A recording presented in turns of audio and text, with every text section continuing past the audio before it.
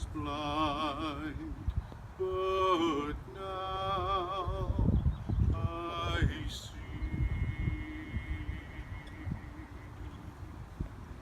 Through many dangers, toils, and snares, I have already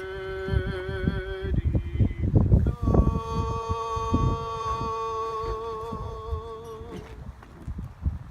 'Twas grace that brought me, saved us all, and grace will lead me home. When we've been there 10,000 years, bright shining as the sun,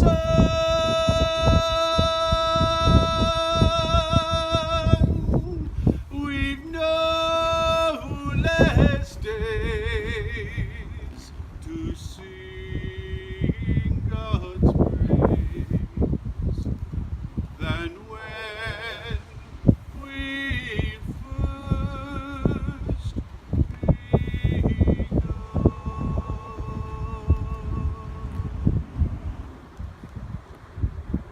From different backgrounds.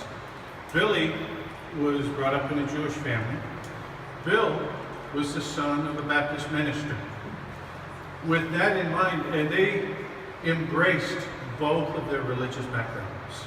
With that in mind, today's service will embrace both traditions, okay? As well as we wanted to pay homage to their wonderful love story. So we have a couple of songs that we're including today that were a couple of their favorite songs.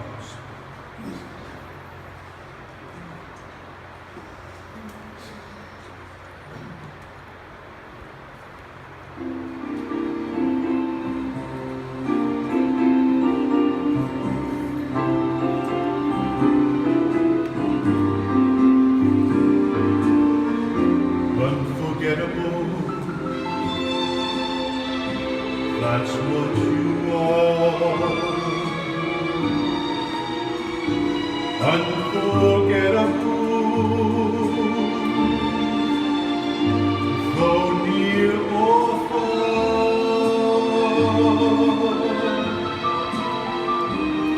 like a song of love that clings to me.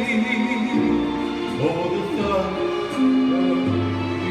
does things to me never before. Has someone been more unforgettable in every way and forevermore? That's how you stay.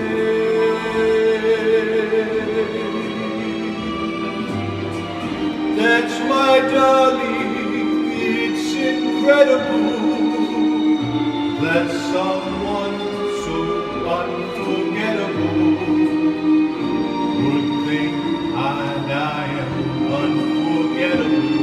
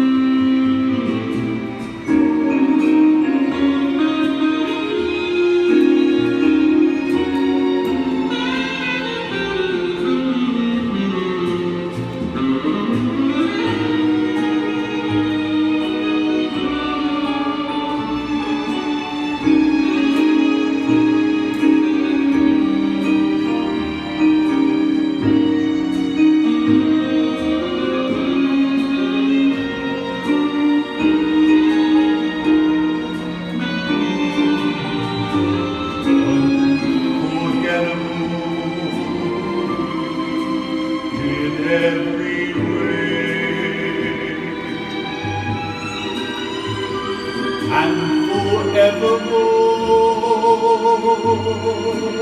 That's how you stay.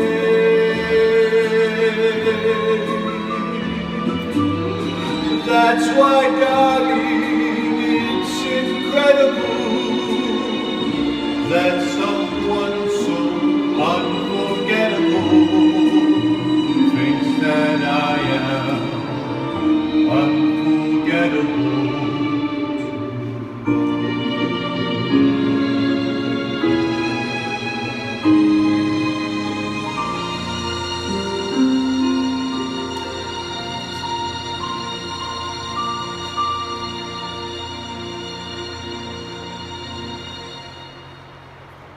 Easier to sing at times like this instead of speaking. So my tribute to Bill is going to be in song, and I'm going to sing the Lord's Prayer for us all.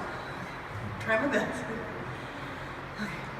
Our Father, who art in heaven,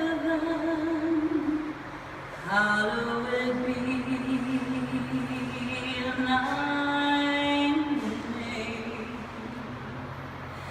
thy kingdom come,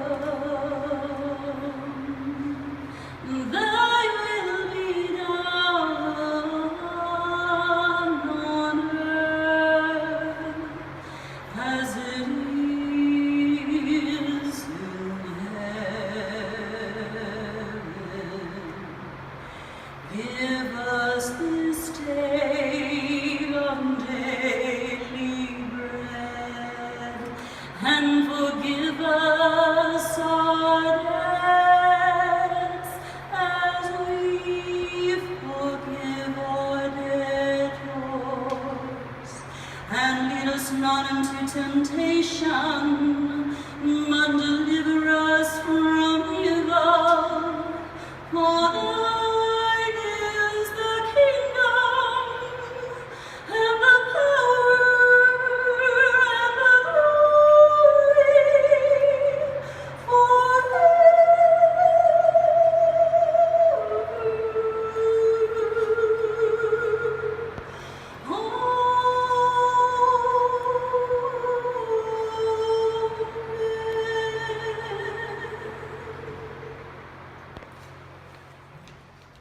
Our eulogy today was written by Mark and Linda, and it's important that I share that because as I say we in here, I'm not including myself, I'm talking about them. So just want to make sure you knew that. Bill Faulkenberry was born on March 21st, 1933 in Kershaw, South Carolina, the second of 4 children at the time of the Great Depression. Bill is predeceased by his parents, Pastor Lee Faulkenberry and Audie Bird Faulkenberry. We understand that their family history goes back to the 1600s in the United States. Bill's siblings are Annie, William or Bill, Pastor Everett, who passed away 5 years ago, and Virgin. We remember Bill saying that he lived with his family on a farm. He worked on the farm most of his young life. He then worked as a cloth hauler from November 1948 through November 1951 for Springs Cotton Mill in Lancaster, South Carolina. Bill next enlisted in the Navy on December 19, 1951 as a seaman serving in the Korean War. Bill was honorably discharged on December 8, 1959 with good conduct for serving our country for national defense. He was also recommended for re-enlistment. I guess he didn't take him up on that. We believe Bill met Billy Lee Faulkenberry around 1963. They got married in Clark County, Nevada on June 6, 1964. Billy already had a son named Blaine from a previous marriage. Bill adopted him. We know that Bill worked for PSA and US Air as an aeronautical mechanic until he retired. Billy was a cosmetologist. We met Bill and Billy when we moved into the neighborhood in August 1989. Some of the original homeowners were still there. we were a new generation to move in. Bill and Billy were the first neighbors to welcome us. They lived across the street. They came over to introduce themselves. At the time, we were expecting our first child, as it was apparent to others due to Linda's obvious pregnancy. Bill and Billy were pleased that we had moved in and seemed excited about the expected arrival. When Danielle was born in January 1990, Bill and Billy instantly became surrogate grandparents.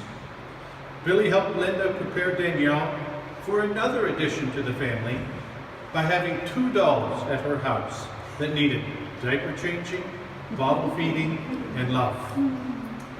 23 months later, in December 1991, we had another addition to our family, Cameron.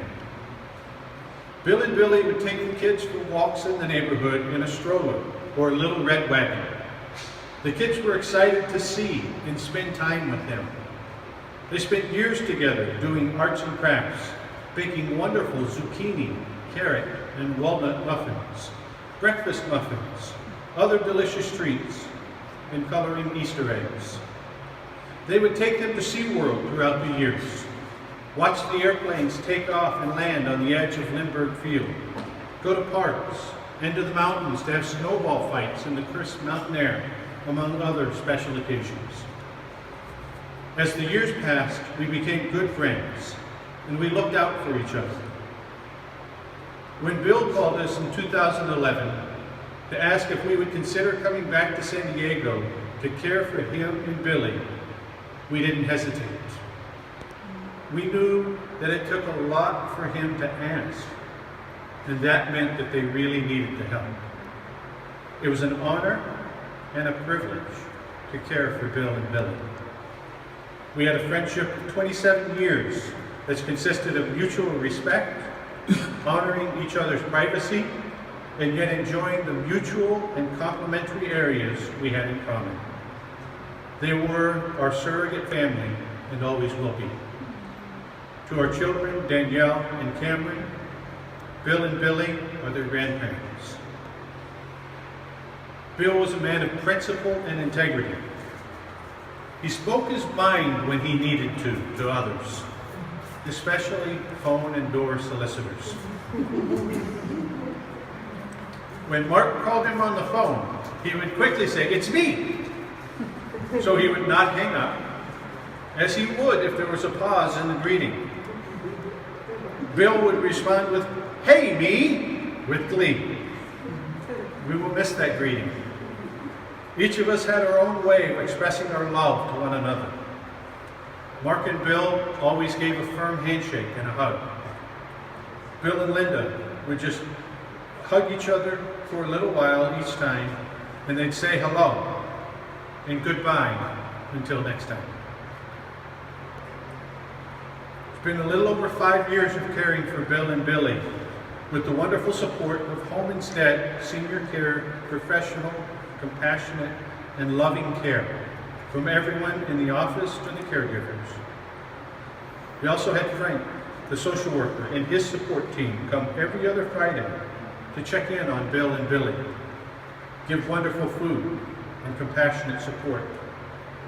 There are 2 volunteers, Karen and Herbert, from Meals on Wheels, that also were greatly appreciated by their compassionate care and warm greeting.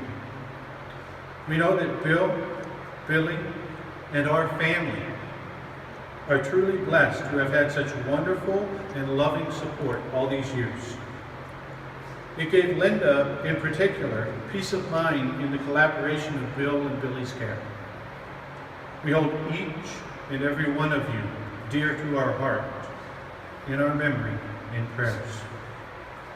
May God bless each and every one of you for your unselfish hearts and generous compassion.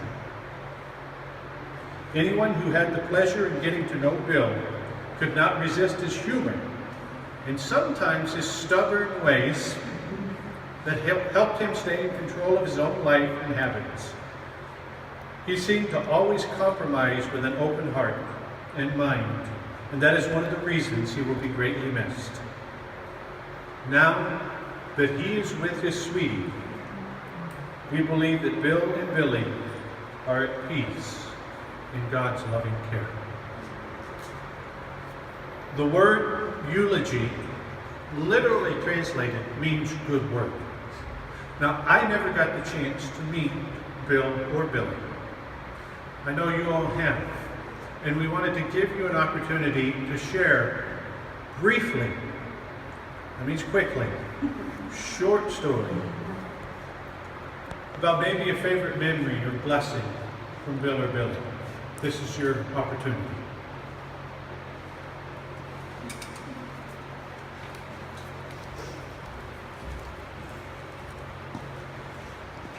Unfortunately, I don't have a beautiful voice like Teresa or the pastor here, so thankfully I'm not going to sing. Grateful for that. When Linda called and hired my company to take care of Bill and Billy, who knew it would be such a loving adventure over the years. Every caregiver that I have has always loved being with Bill and Billy to the T. No one ever said, "Leslie, please don't send me back there again." So it was such an honor to take care of them. I wanted to read just a little bit of passage that Christy wrote and share this one funny picture because he said, "I don't want a cake, don't celebrate my birthday." So of course Monique brought this wonderful cake for him, but you can just tell on the look on his face like, that was Bill to a T. So this is from Christy. I took care of Bill and Billy when I was a caregiver, and they were both such a delight to be around. I remember walking around outside the orange tree with Billy, and Bill would come out and ask how many laps we had done and check up on us. When we were finished, we'd sit down and do a puzzle together, and she was pretty good at putting the pieces together on the whole United States. Bill would come out and sit in his chair, and we would talk and watch the planes as they flew over the house. After Billy passed, I came by to see Bill for the first time, and he was so sad. All he wanted to do was for me to sit down and listen to him talk about his sweetie.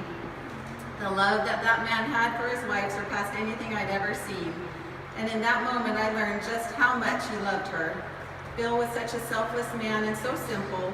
He never asked for much and he never wanted much. I remember bringing him peanut butter cookies I had baked on a special occasion and how he wanted to make them last, so he would eat half of one and make me put the baggie in the kitchen so he could have more later. When he would check the mail, he would say, "Okay, now you sit down and read the paper." Then he'd look over and say, "Anything good in there?" One time, we had to go to the imaging place for an x-ray, and when we were in the car, I jokingly said to him, "Okay, let's go to the beach," or something silly like that, and he said, "All right." He was a joy to be around. I loved to make him smile and laugh, and it was something I tried hard to do each time I was with him. Visiting him in the hospital and spending those last hours with him was hard, but it was an honor. Monique, Madeline, and I sat around him and talked to him about our days with him and Billy, and we know he heard us. Playing him music as we did while we were at his house in our days of caregiving. Your memories will live on, Bill, and your spirit and your love for others as well. You were a very dear man, and I believe we all learned a lot from you. I am so very grateful to have been a part of your life, and thank you for making me a better person. You are now with your sweetie, and I know you both are smiling down on us. Thank you. Thank you.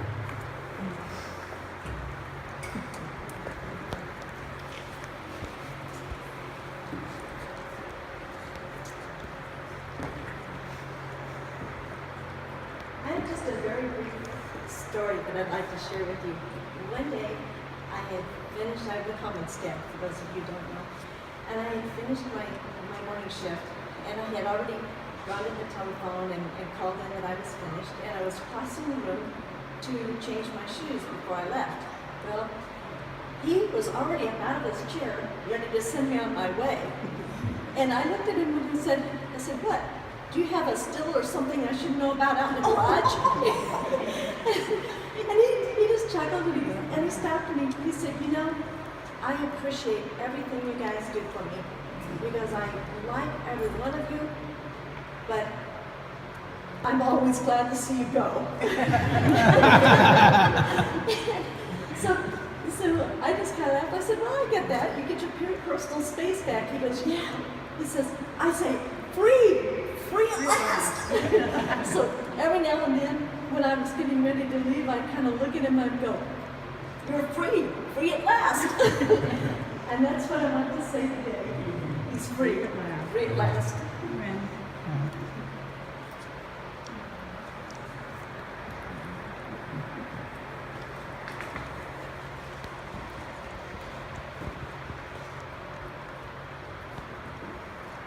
Anyone else?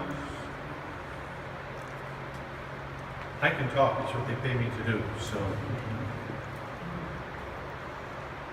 Okay, I'm going to go ahead and move on. But I would tell you there are two things I look for on a day like today. One is tears, because Bill and Billy both, they're greatly loved.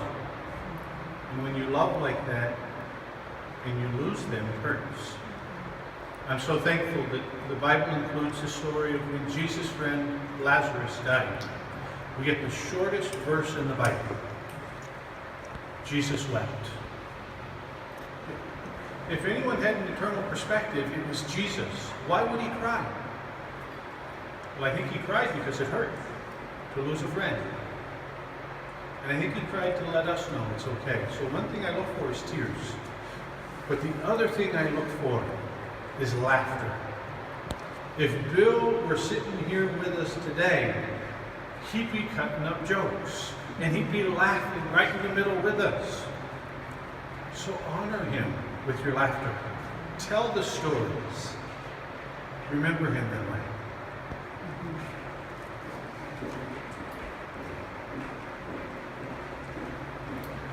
Shema Yisrael, Adonai Eloheinu, Adonai Echad. Shema Yisrael, Adonai Eloheinu, Adonai Echad. Hear, O Israel, the Lord our God, the Lord is one. You shall love the Lord your God with all your heart, with all your soul, with all your strength. These commandments that I give you today are to be on your hearts. Impress them on your children. Talk about them when you sit at home, when you walk along the road, when you lie down, and when you get up. Tie them as symbols on your hands and bind them on your foreheads. Write them on the door frames of your houses and on your gates. And that makes me a little jealous because Bill and Billy have already gotten to see Yeshua face to face.